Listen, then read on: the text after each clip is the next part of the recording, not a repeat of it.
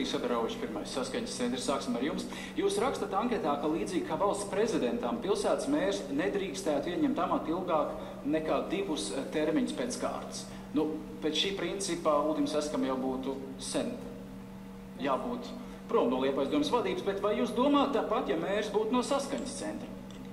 Jā, protams, tas nav nozīmīgi, no kādas partijas būtu mērs. Es izteicu savu viedokli, ka viens cilvēks nevar ieņemt vairāk nekā 2, atrasties pie varas nekā 2 termiņus, tāpat kā Latvijas valsts prezidents, jo ilgāk cilvēks atrodas, tad viņam, manā skatienā, pazūd kaut kāds stimuls, kaut ko darīt jaunu. Viņš apaug, teiksim, ar sakariem.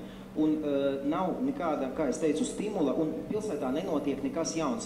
Tāpēc es uzskatu, jāiet kā minimum ik pēc 8 gadiem pie varas jauniem cilvēkiem ar jaunām domām, ar jaunu skatīšanu. Tas, piemēram, varbūt arī nenozīmē, ka iepriekšējais bija ļoti slikts, ja? Bet ja atnāk jauns, tad kaut kas jauns notiek pilsētā. Ko nozīmē apaugt ar sakariem?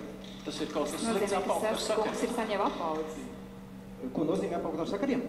Nu, tieši to nozīmē, ka, teiksim, jo cilvēks ilgāks ieņem, piemēram, mēra amatu, tad viņš kļūst, būsim godīgi, kā saka, viņam ir vairāk varas un no viņa ir vairāk atkarīgs un, teiksim, te ir risks, pastāv risks, ka tieši rodas korupcija.